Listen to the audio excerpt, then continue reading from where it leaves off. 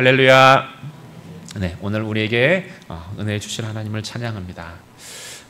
제가 얼마 전에 문자를 하나 받았습니다.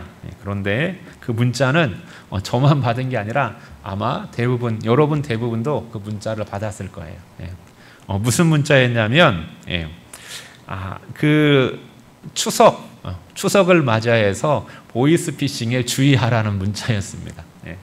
택배 오면 그 택배를 통해 가지고 또 그렇게 함부로 이상하면은 거기에 바로 링크하지 말라고, 그렇게 또 뭐 어떤 상품 같은 것들 오면은 그런 것들 주의하라는 그러한 문자였어요. 여러분들 받으셨죠? 네. 참 그걸 보면서 오늘 우리는 어떻습니까?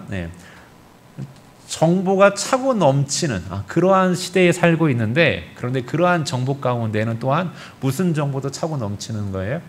뒤틀린 정보도 차고 넘친다라는 것입니다. 그래서 그 잘못된, 뒤틀린 그러한 그 왜곡된 정보 가운데에서 우리가 그런 것들이 너무 많이 넘치다 보니까는 어떻게 해요? 이거에 대해서 무엇할 수가 없는 거예요.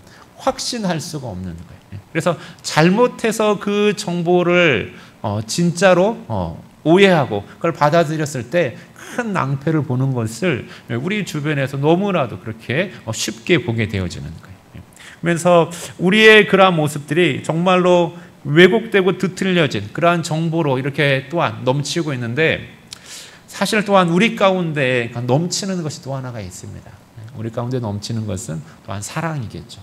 그런데 안타까운 것은 이 사랑 역시 순수한 사랑이 있는가 하면은 또한 그 사랑에도 왜곡되고 뒤틀려진 사랑으로 그렇게 또한 우리 사회 속에서 확산되어지는 그러한 모습들을 보게 되어진다라는 거예요. 근데 이러한 모습들은 교회도 세상 가운데 열려 있기 때문에 교회 안에도 왜곡되고 뒤틀려진 그러한 사랑의 모습들이 들어올 수가 있는 거예요. 그러게 교회라고 해서 안전하다라고 하는 것은 우리가 잘못 생각하는 것이고요. 또한 우리 안에서도 그 경계를 늦춰서도 안 될 것입니다. 이러한 그 왜곡되고 뒤틀려진 그러한 사랑의 모습은 남녀 간의 사랑에서만 나타나는 게 아니에요. 부모와 자녀의 관계 속에서도 그러한 왜곡되고 뒤틀려진 그러한 사랑의 모습들을 보게 되어지는 거예요. 여러분 잘 아시는 그 열왕기상 3장에 보면 솔로몬의 재판이 나와요. 여러분 솔로몬의 재판 기억하시겠죠? 간략하게 이야기하면 어떻습니까? 두 여인이 있었는데 한 여인의 아이가 죽자 어떻게 해요? 밤사이에 그 죽은 아이와 살아있는 아이를 바꿔치기 하면서 서로가 살아있는 아이가 자기 아이라고 주장하는 거예요. 근데 저는 이제 그 부분을 보면서 참 새롭게 또 새로운 부분에서 놀라운 것은 뭐냐면, 그 아이를 잃어버린 엄마가 그 자기가 잃어버린 그 아이에 대해서 슬퍼하는 마음이 없다라는 거예요. 정상적인 그러한 그 아이를 잃어버린 그러한 그 엄마의 모습이라면 뭔가를 하기 이전에 정말로 그 아이를 잃어버린 슬픔 속에서 지내야 될 텐데, 그런 것은 보이지 않고 바로 그냥 살아있는 아이랑 바꿔치기 하면서 이게 자기 아이라고 주장하는 모습이에요.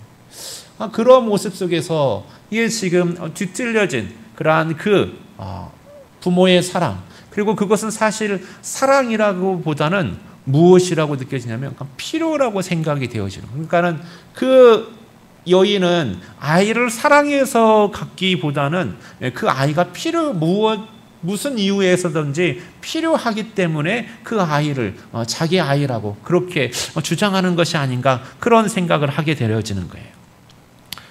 그러면서 또한 오늘 우리 시대의 모습 속에 나타나는 많은 현상들, 그러한 현상들을, 그러한 뉴스에서 접하는 소식들이 바로 오늘 우리 사회에서도 그렇게 부정적이고 뒤틀려진 그러한 사랑의 모습들이 확산되어지고 있구나라는 것들을 보게 되어지고요. 그래서 그러한 가운데서 또 정부 정책 가운데 하나 염려되어지는 것이 있어요. 보면 우리 잘 아시는 것처럼 출산율이 세계적으로 가장 최하위잖아요. 그러다 보니까는 정부에서 그 출산 장려 정책을 내놓는데, 그 정책들을 보면 너무 인위적이라는 거예요. 가정은 무엇으로 형성되어져야 될까요? 사랑으로 가정은 만들어져야 되는 거예요. 그리고 그 자녀는 그 부부의 사랑의 열매로 맺어지는 것이 또한 그 자녀의 모습인 것입니다. 그런데 결혼을 하지 않는 사람들을 향해서 일부러 어떠한 주택을 얻는데 혜택을 주고 어떠한 혜택을 주면서 그것을 인위적으로 어떠한 조건들을 만들어서 자녀가 결혼하고 그리고 자녀를 낳는 것이 그냥 본질적인 것이 되어야 되는데 혹시 이것이 본질에서 벗어나 하나의 필요의 조건으로 되어져서 그것이 그렇게 본질을 왜곡시키는 방향으로 가지 않을까 염려도 되어지는 거예요. 우리가 이러한 모습 속에서 정말로 정부가 그러한 것들을 장려하기 위해서 주는 정책들, 필요하고 이미 선진국들에서 행하는 정책들이지만 그러나 우리가 그 본질에 그러니까 접근함에 있어서 본질을 훼손하지 않고 그리고 그러한 혜택들을 바르게 활용할 줄 아는 그러한 우리 그리스도인들이 되어지고 그 가운데에서 그러한 온전한 사랑의 모습들을 또한 세워나가는 그러한 저와 여러분 되어지고 사랑하는 성도들 되어지기를 주의 이름으로 부탁드리겠습니다. 그래서 오늘 이 시간을 통하여서 정말로 온전한 사랑의 모습이 무엇인지 하나님께서 우리에게 보여주신 그 온전한 사랑의 그 모습이 무엇인지를 우리가 다시 한번 확인하고 새롭게 되어지는 그러한 시간 되어지기를 주의 이름으로 축원드리겠습니다. 오늘 본문을 우리가 11절부터 읽었습니다. 그러나 이 본문은 저 편의상 그 11절부터 우리가 읽었지만은 그러나 이 본문은 7절부터 연결이 되어지는 거예요. 그래서 7절부터 10절까지는 마치 무엇과 같냐면 선언문과 같다라는 것을 보게 되어져요. 선언문. 그냥 무엇하지 않고 뭐뭐 해야 된다라고 딱 선언하는 거예요. 그 선언의 첫 번째를 보면 7절에서 이야기를 하고 있어요. 사랑하는 자들아 우리가 서로 사랑하자. 사랑은 하나님께 속한 것이니 사랑하는 자마다 하나님으로부터 나서 하나님을 안다라고 되어져 있어요. 그래서 그 첫 번째 딱 7절의 첫 번째가 뭡니까? 사랑하는 자들아 우리가 서로 사랑하자라고 하면서 그냥 명령으로 딱 선언하고 있는 것입니다. 뭔가 타협하는 것이 아니에요. 해야 된다. 이것은 마땅한 것이다 라고 그렇게 말씀하고 있는 것입니다. 그러면서 그거에 대한 이유를 이야기하고 있는데 그 이유들을 쭉 이야기하면서 그 10절에서 이렇게 이야기하고 있어요. 하나님께서 우리에게 예수 그리스도를 이 땅에 보내주셨는데 그 보내주신 예수 그리스도가 우리 가운데 어떻게 무슨 일을 감당하신 거예요? 우리의 죄를 대속하기 위하여서 하나님께서 우리를 사랑하사 예수 그리스도를 이 땅에 보내주셨고 이 땅에 보내주신 예수 그리스도는 바로 우리의 죄를 용서해 주기 위하여서 우리의 죄의 값을 대신 갚아주기 위해서 무슨 제물 삼으셨다라고요? 화목제물 삼으셨다라고 이야기하고 있는 거예요. 그러니까 우리가 사랑해야 된다. 왜냐하면 하나님께서 우리를 사랑하셨고 그 사랑은 바로 예수 그리스도를 통하여서 예수 그리스도를 우리의 화목제물로 삼으셨기 때문이다 라고 이야기를 하고 있는 거예요. 그러면서 오늘 본문으로 오면 11절 말씀입니다. 우리 11절 말씀 같이 한번 읽어보도록 할게요. 같이 한번 읽겠습니다. 시작. 사랑하는 자들아 그하나님이 이같이 우리를 사랑하셨은즉 우리도 서로 사랑하는 것이 마땅하도다. 당연한 것이라고 이야기하는 거예요. 그러니까 7절에서 선언하고 그 선언한 내용을 바로 11절에서 다시 한번 이야기하는 거예요. 우리가 예수 그리스도를 통한 그 하나님의 사랑을 받았기에 그 사랑을 받았기에 우리가 또한 서로 사랑하는 것이 마땅하도다라고 그렇게 이야기하고 있는 것입니다. 그러면서 이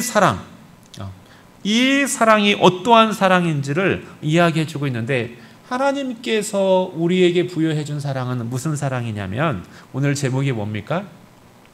온전한 사랑이에요. 온전한 사랑. 이 온전한 사랑의 그러한 특징을 세 가지로 그렇게 우리가 살펴볼 수가 있는 거예요.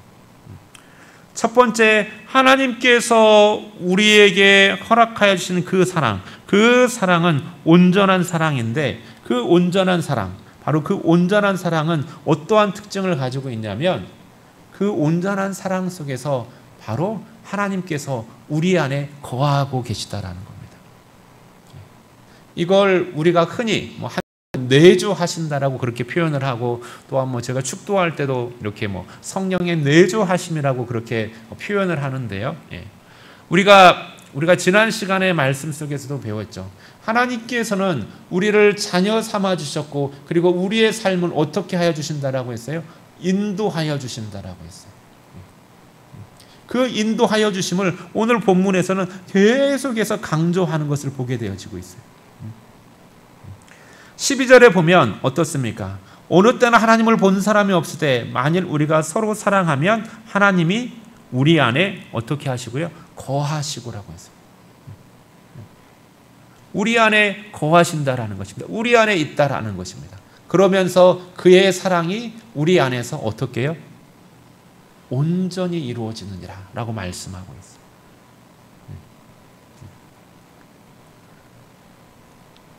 또한 13절에 보면 이렇게 말씀하고 있습니다. 그의 성령을 우리에게 주심으로 우리가 그 안에 뭐하고요? 거하고.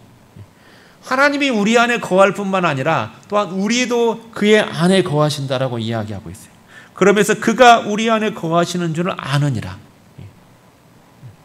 아버지와 자녀의 관계가 하나가 되어지는 모습들을 보게 되어지는 거예요.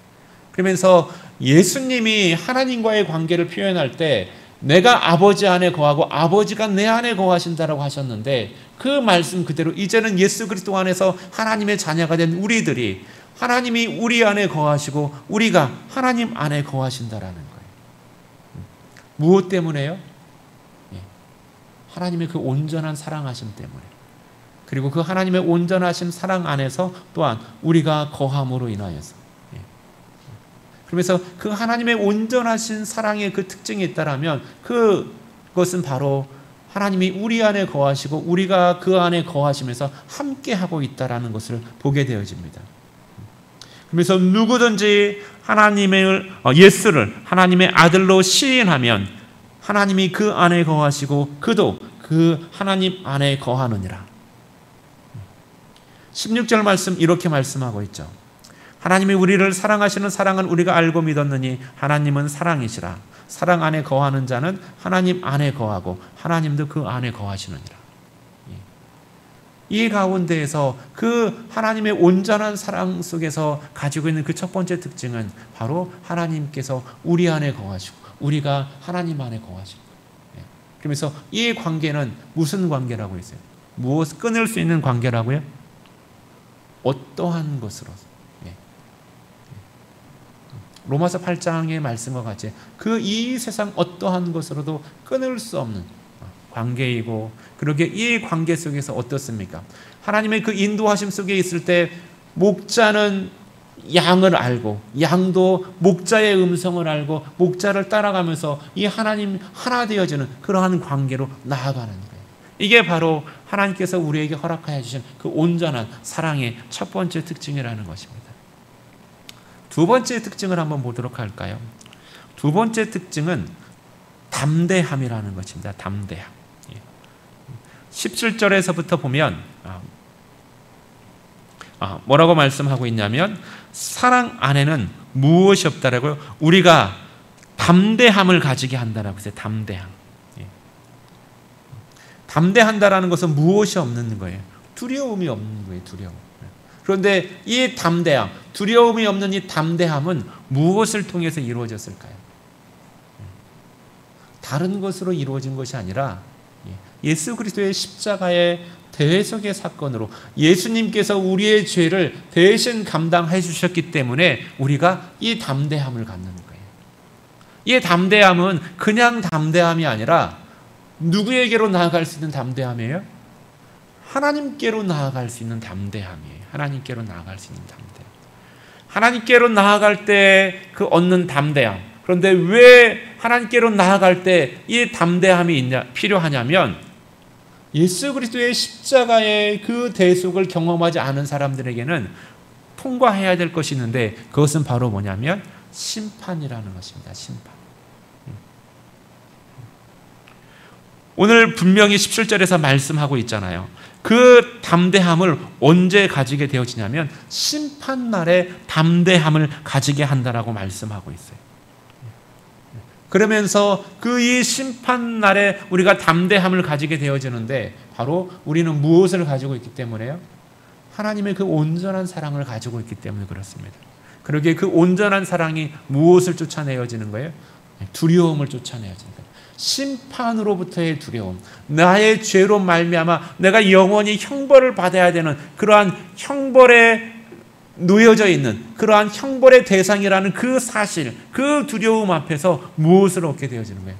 담대함을 얻게 되어지고 그 심판의 자리를 통과해서 무엇을 해요? 담대하게 하나님께로 나아갈 수 있게 되어지는 거예요. 그러기에 온전한 사랑 안에서는 담대함을 얻고 그리고 그 담대함 안에서 두려움이 없게 되어지는 거예요.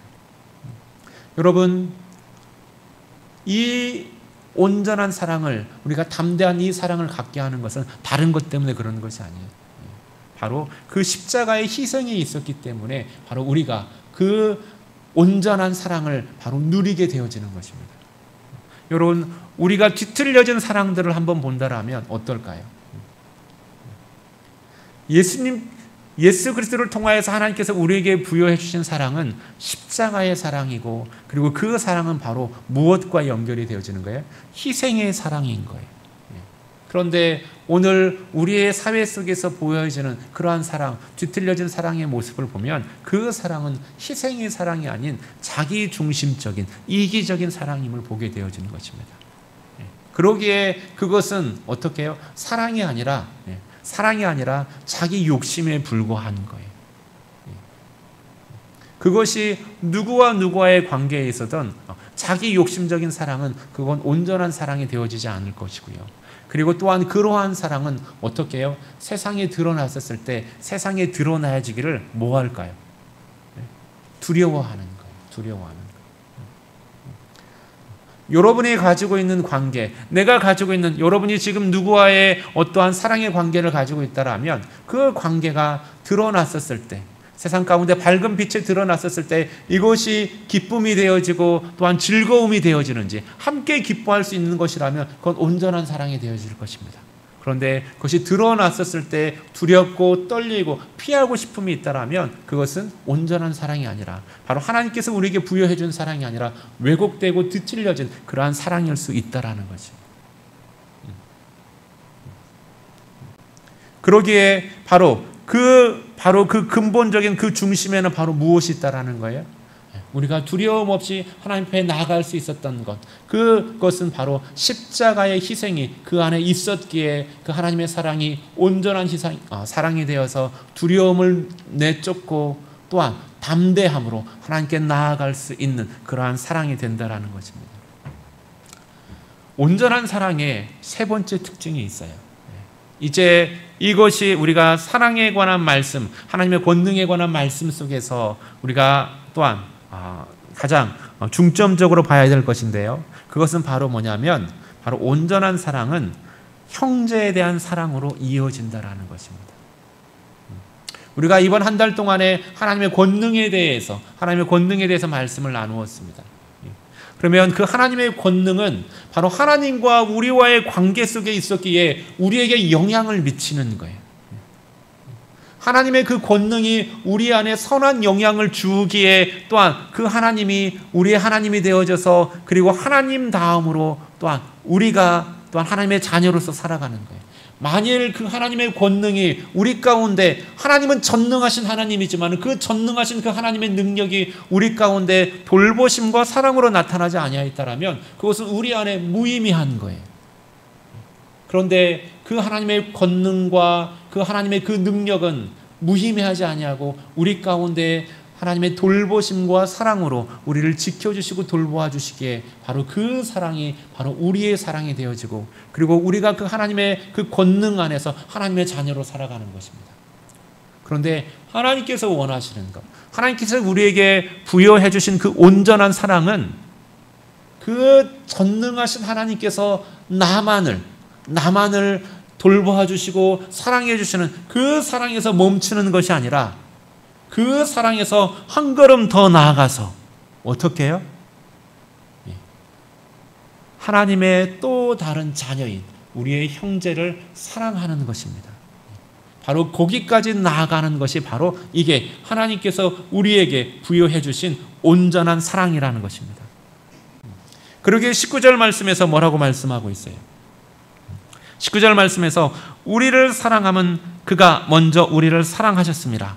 누구든지 하나님을 사랑하노라 하고 그 형제를 미워하는 자는 이는 거짓말하는 자요 그 형제를 사랑하지 아니하는 자는 그 하나님을 온전히 사랑할 수 없다라고 이야기를 하고 있어요. 그러면 하나님을 알지 못하고 그 하나님을 사랑할 수 없는 사람은 그 안에 온전한 사랑이 없다라는 것을 반증하고 있는 거예요. 그러기에 하나님의 그 온전한 사랑을 받은 사람은 바로 그 하나님이 우리 안에 내주하시고 또한 우리가 하나님 안에 거하심으로 인하여서 늘 우리를 인도하여 주시는 거예요. 그 선한 목자의 인도하심을 따라 나아가는 사람은 또한 어디까지 나가게 되어지는 거예요? 그리스도 안에서 하나님의 사랑을 입은 또 다른 형제를 사랑하는 자리까지 나아갈 수 있게 되어지는 것입니다. 그러기에 온전한 사랑의 세 번째 특징은 바로 형제를 또한 그 하나님의 사랑으로 사랑할 수 있다라는 것입니다. 그러면서 마지막에 뭐라고 말씀하고 있어요? 21절에 보면 이 명령은 어떻게 받았다고요? 누구로부터 받았다라고요? 주께로 받았다라고 말씀하고 있어요. 주께. 여러분, 주께 받았다. 무슨 장면이 떠오르세요? 요한복음 13장에 보면 예수님께서 제자들과 최후의 만찬 하시는 것을 보게 되어져. 최후의 만찬을 하실 때 예수님께서 어떻게 하셨어요? 제자들의 발을 씻겨주셨고 그리고 제자들의 발을 다 씻겨주신 다음에 그들에게 무슨 계명을요? 새 계명을 주신다라고 말씀하셨어요. 그런데 그 새 계명의 내용이 뭡니까? 34절에 요한복음 13장 34절 우리 같이 한번 읽어보도록 하겠습니다. 새 계명을 너희에게 주노니 서로 사랑하라. 내가 너희를 사랑한 것 같이 너희도 서로 사랑하라. 하나님의 사랑을 받은 사람, 그 사랑, 내가 너희를 사랑한 것 같이 너희도 서로 사랑하라고 말씀하신 거거든요.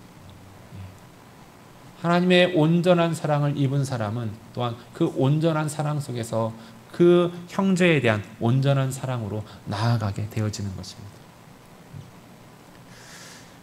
오늘 우리의 세상 가운데에는 참으로 사랑이 마치 우리에게 너무나도 많은 정보들이 넘치는 것처럼 우리 세상 가운데도 사랑이 넘쳐나고 있어요.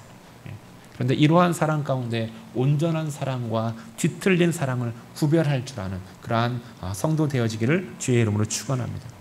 뒤틀린 사랑은 자기중심적이고요. 온전한 사랑은 희생적인 사랑이라는 것입니다.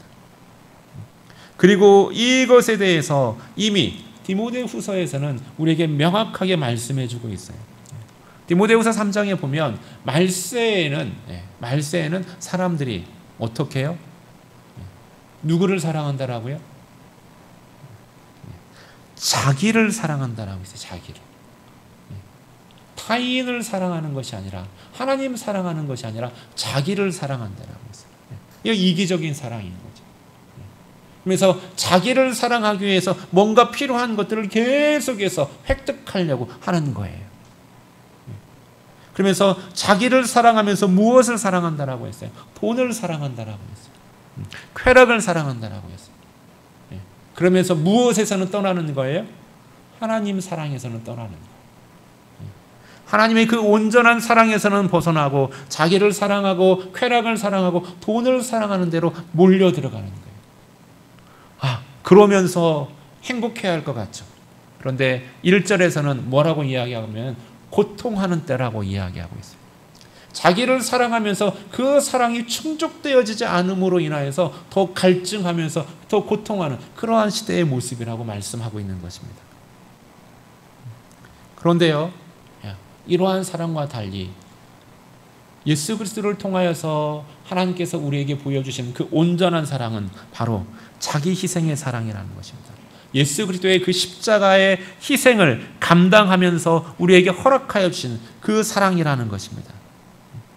이게 바로 하나님의 능력이고, 그리고 이 하나님의 능력이 바로 어떻게 해요? 하나님께서 우리를 자녀 삼아 주셔서 아버지와 자녀의 관계 속에서 우리를 어떻게 해요? 사랑으로 돌보아 주시는 거예요.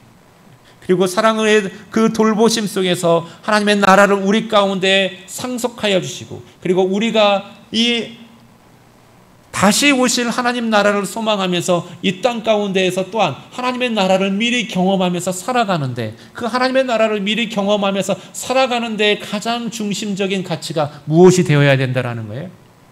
하나님께서 우리를 사랑하여 주신 그 사랑이 중심이 되어져야 한다라는 거예요.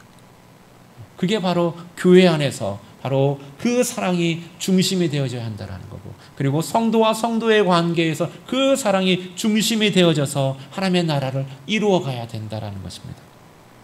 그것은 다른 것이 아니에요. 바로 예수 그리스도께서 우리에게 보여주신 것처럼 그 십자가의 희생을 통하여서 그 사랑을 이루어 나갈 줄 믿습니다. 하나님의 사랑, 그 사랑은 예수 그리스도 안에서 우리를 또한 하나님의 자녀로, 또한 그 우리를 자녀 삼아주신 그 사랑은 또한 우리의 형제에게, 또한 우리를 통하여서 나타남으로 인하여서 또한 그 선한 영향력을 주면서 또한 온전한 사랑으로 우리 가운데 드러나는 줄 믿습니다. 그 하나님의 온전한 사랑을 드러나야지는 우리 교회가 되어지고 사랑하는 성도들의 삶 되어지기를 주의 이름으로 축원합니다. 특별히 이제 추석 명절을 우리가 맞이하고 있습니다. 또한 이 명절 가운데에서도 우리가 형제 간에, 교회 안에서 형제와 형제 간에서 하나님의 온전한 사랑으로 또한 드러나고, 또한 여러분의 가정 가운데에서, 또한 교회 가운데서 온전한 사랑을 더욱더 풍성히 드러나기를 예수 그리스도의 이름으로 축원드리겠습니다. 기도드리겠습니다. 할렐루야. 사랑의 하나님 감사합니다. 하나님의 사랑이 우리 가운데 부음바 되어졌고, 그 하나님의 능력, 그 하나님의 사랑의 그 돌보심이 우리 가운데 임함으로 인하여서 또한 우리 안에서 머무는 것이 아니라 또한 그 동일한 사랑을 받은 형제와 하나님의 그 자매를 또한 사랑함으로 인하여서 하나님의 사랑이 더욱 온전하게 되어지고, 그리고 하나님께서 우리에게 허락하여 주신 그 하나님의 나라가 든든히 세움을 입을 줄 믿습니다. 하나님, 그 온전한 사랑 안에서 하나님의 나라를 든든히 세워나가는 주의 몸된 교회 되어지게 하여 주시옵시고, 성도들의 삶이 되어지게 하여 주시옵시고, 특별히 이 명절 맞이할 수 있도록 은혜 베풀어 주시옵소서. 감사하며 우리 주 예수 그리스도의 이름으로 기도드립니다. 아멘.